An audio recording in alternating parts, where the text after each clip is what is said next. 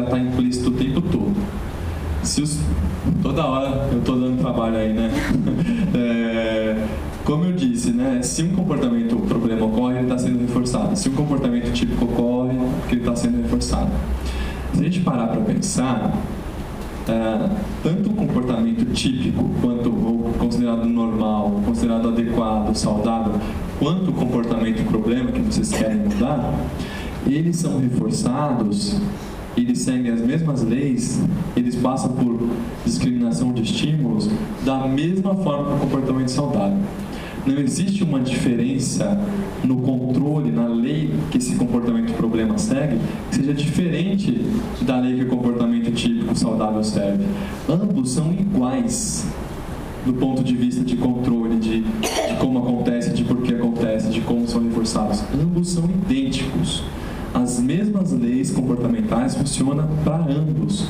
Ou seja, não tem muita coisa especial no comportamento problema. Ele não é de uma natureza diferente do comportamento saudável. Eles são da mesma natureza. Alguns comportamentos problema são causados por disfunções biológicas claras. O Alzheimer, por exemplo, causa esquecimento. Esse comportamento de esquecer é causado por uma disfunção biológica muito clara. Eu acredito que o desinteresse dos indivíduos autistas por reforço social refinado vem de um problema biológico ainda não identificado. Eles não são tão sensíveis a reforçadores sociais quanto as pessoas típicas. Mas, no mais, os comportamentos problemas são da mesma natureza dos comportamentos saudáveis. Tá? Isso é importante, até para vocês saberem que o que é comportamento doente e o que é comportamento saudável muda. Vocês, mulheres, sabiam que nas primeiras versões do DSM, o DSM hoje é o Manual Diagnóstico e Estatístico de Doenças Mentais. É lá que estão classificadas todas as doenças mentais, depressão, autismo, blá blá blá blá blá blá blá. Nas primeiras versões, não me lembro qual, desobedecer o marido era considerado um transtorno mental e estava descrito no DSM. Riam para não chorarem, mas é verdade, ok? Estava lá descrito no DSM que desobedecer o marido é um transtorno mental. Ou seja, muda. Não de quem escreveu, da sociedade toda. Né?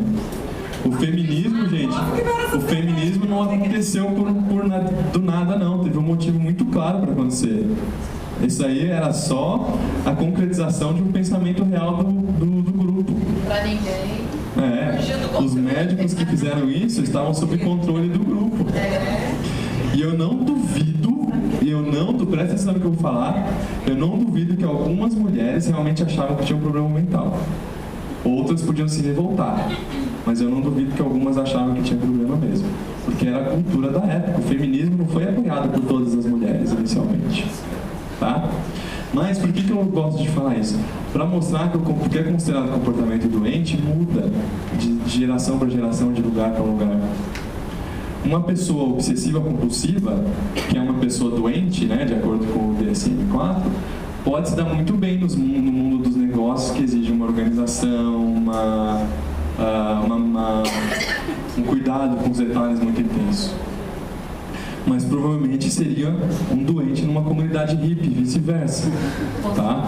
Então, o que é considerado doente e o que é considerado normal varia. Existe, nos Estados Unidos e no Brasil agora também, associações de pessoas Asperger que dizem que o comportamento Asperger, a questão de não gostar de interação social, de ter algumas manias, é uma forma de ser tão válida quanto a nossa. Ok?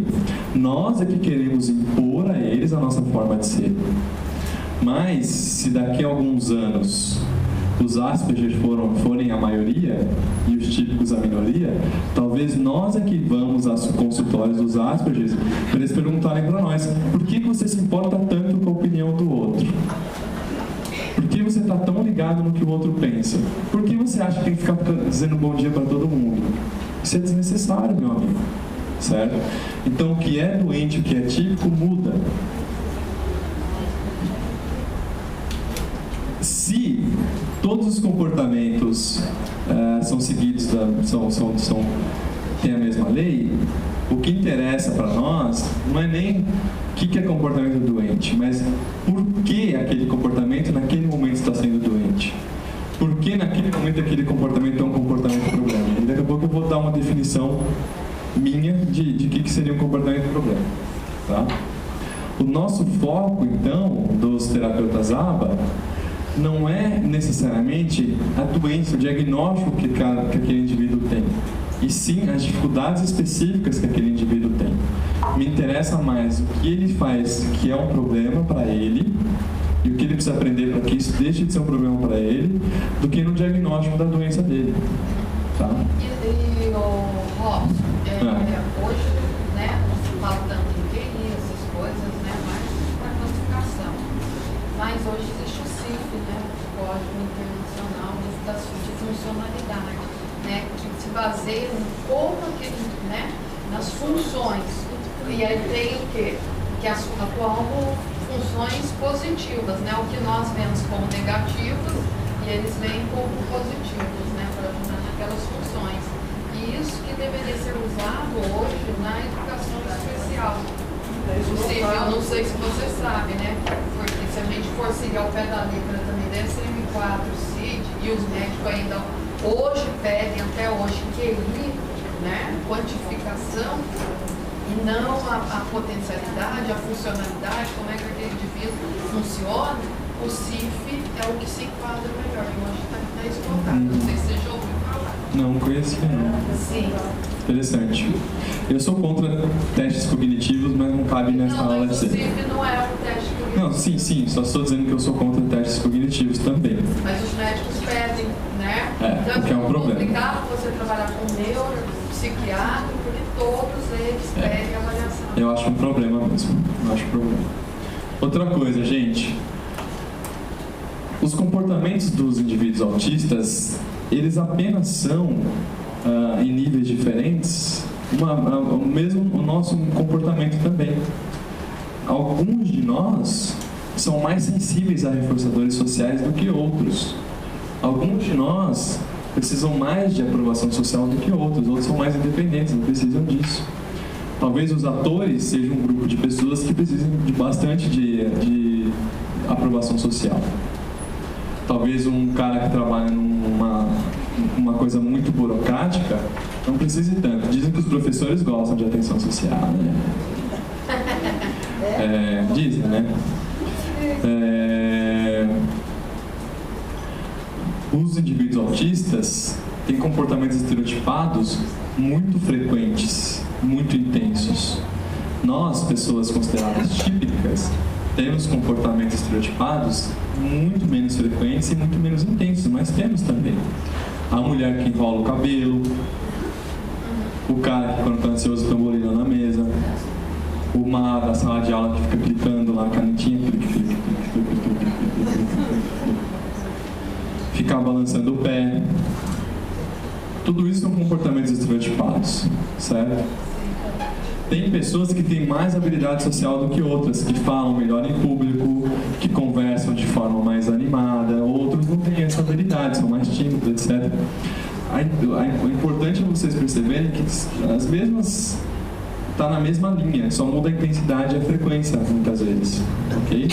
Mas os comportamentos autistas estão na mesma categoria dos nossos, ou, se preferir, os nossos estão na mesma categoria dos comportamentos autistas.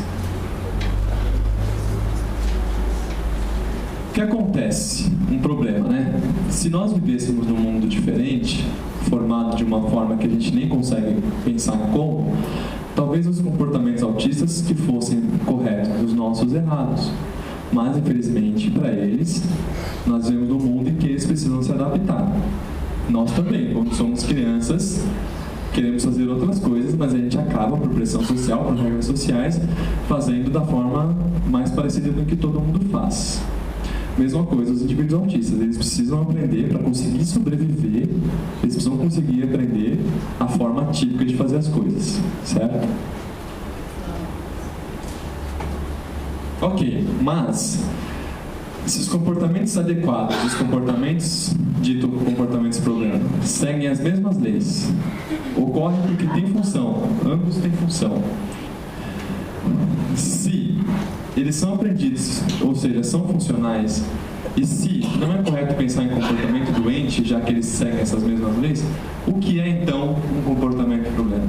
Qual é uma definição boa? O que é de fato um comportamento problema? Isso é importante porque é muito comum os pais de alguns professores também acharem, a partir de algum momento, que todo comportamento que dizia um pouquinho do padrão é um comportamento autístico já, um comportamento problema autístico. E às vezes esquece, e é uma linha tênue mesmo, difícil de descobrir, mas às vezes esquecem que as crianças autistas são crianças também. Às vezes elas fazem algumas coisas por serem crianças. Crianças fazem birra, tal. Mas é um problema mesmo você ficar tentando descobrir qual é qual. Né? O melhor é resolver logo tudo e qualquer comportamento que você não sabe que pode se tornar depois. Mas o que é uma definição boa de comportamento e problema? Eu costumo definir assim. É um comportamento que, apesar de ser funcional em algum nível, se não fosse funcional, não ocorreria, né? Ou seja, se está sendo reforçado, traz algum benefício em algum nível, mas apesar disso, tem consequências prejudiciais para o indivíduo. E essas consequências podem ser desde não aprender algo que seria melhor ainda, tá? O comportamento de problema impede o aprendizado de algo melhor, como pode ser... pode produzir coisas ruins como isolamento, não se alimentar direito, não ter relações sociais duradouras e bacanas, certo? Então, o comportamento problema é um que, mesmo sendo funcional, de alguma forma provoca problemas, conduz a problemas. De acordo com essa definição, toda vez que você precisa, por exemplo, aprender alguma coisa, ou precisa se comportar para ter algum benefício e não se comporta, você está tendo, ou evita, você está tendo um comportamento problema. De acordo com essa definição, a pessoa que fumar é um comportamento problema. Traz algum benefício em algum nível, mas produz prejuízo de outro ponto. Tá? Ficar com preguiça de estudar é um comportamento problema, porque você está impedindo de conhecer coisas novas e ser um profissional melhor, né? Ciúmes é um comportamento problema, né? Pode até ser vantajoso para você no primeiro momento ficar interrogando seu parceiro sobre onde ele foi. Você pode até se sentir aliviado naquele momento, mas é um comportamento problema que vai enfraquecendo a relação, ok? Então é uma definição bem ampla de comportamento problema. Um indivíduo autista que chora para ganhar o que quer, ele pode até estar funcionando, ganhando o que ele quer, mas ele está deixando de aprender a se comunicar adequadamente. E não se comunicando adequadamente, ele vai ter dificuldade no mundo posteriormente. Certo? Entenderam a lógica da definição? Eu falei que os comportamentos têm função. Geralmente, as funções são alguma dessas daí, essas 4 aqui do centro. Tá? Se o indivíduo a operação motivadora é privação de atenção ou privação de algo que ele quer, ele vai emitir o comportamento indesejado com a função de receber reforçamento social positivo. Positivo adiciona. Ou seja, ele vai fazer o comportamento problema para ganhar atenção ou ganhar o item desejado. É o cara que grita para ganhar o bolo, que ele não sabe pedir bolo. Ok? Se ele tiver privado de estimulação sensorial ou às vezes estiver ansioso, ele vai fazer estereotipia, porque a estereotipia proporciona reforçamento positivo automático. Tá? A estimulação, no caso, é sensorial, o estímulo consequente. Se ele estiver diante de uma situação aversiva, seja num shopping muito barulho, ou mais frequentemente com os indivíduos autistas, no meio de uma tarefa de aprendizagem que ele acha ruim, ele pode fazer os comportamentos inadequados para ganhar a retirada da tarefa, para que a tarefa seja suspensa ou para sair do local lotado e tal. Seria um reforçamento social negativo à função. Negativo retira. O que retira subtrai a situação aversiva. Então ele faz a birra para não fazer a tarefa, para não entrar na escola porque vai ter tarefa e assim por diante, tá? E, diante de uma estimulação aversiva, dor, incômodo, alguma coisa assim, talvez ele faça um comportamento radical, como se bater, talvez ele faça outros comportamentos na tentativa de aliviar a dor, e aí seria um reforçamento negativo automático. E o reforçador, a função seria reforçador negativo automático, e o reforçador seria o alívio do incômodo, certo? Então, de uma forma ou de outra, os comportamentos problemas se encaixam em um, ou às vezes, infelizmente, mais de uma dessas funções. Essas funções não são únicas. O mesmo comportamento pode ter esta função e esta função. O mesmo comportamento pode ter as 4 funções, tá? Para resolver o comportamento do problema, a gente tem que resolver as funções, o funcionamento dele. Se o cara se bate, porque se batendo ele consegue o que quer, ele tem estimulação sensorial, ele foge da tarefa e alivia o incômodo, sinal que nós vamos ter que lidar 4 vezes com esse comportamento do problema. Uma vez para acabar com essa função, uma vez para acabar com essa, outra com essa, e a 4ª vez para acabar com a última função. Cada função exige uma técnica, um conjunto de técnicas diferentes. E o que eu vou passar para vocês é como resolver comportamentos de cada uma dessas 4 funções, certo? Para resolver comportamentos, tem que descobrir a função, e o que eu vou mostrar para vocês é como resolver comportamentos que tem em cada uma dessas funções. Diga lá. Já teve algum paciente que se sente muito agressivo com você? Muito não, mas agressivo sim. Me agredi sim, mas não com muita intensidade. Não. Então, é diferente. Como ele não era muito agressivo, eu simplesmente não dava muita bola para ele, continuava pedindo a tarefa como se nada tivesse acontecido. Impedia, claro, não deixava ele me bater e ficava com cara de paisagem. Eu bloqueava, segurava tal, mas continuava com a tarefa. Agora, se for algo super agressivo a ponto de te machucar, você tem que fazer alguma coisa mais invasiva, como aprender defesa pessoal. Não tô brincando não, gente. Eu não tô brincando não. Não é pra rir não, cara. É verdade mesmo. Existem cursos nos Estados Unidos que é curso de contenção. Essa palavra que estava me faltando. Existem cursos de como fazer contenção sem se ferir e ferir a pessoa que está se comportando. Em casos extremados, isso é necessário. Você tem que conhecer defesa pessoal básica para paralisar e impedir que ou você ou que a pessoa se machuque. Então não é brincadeira não, é verdade mesmo. Eu nunca peguei um cliente nessa intensidade. Por exemplo, eu não sei fazer contenção.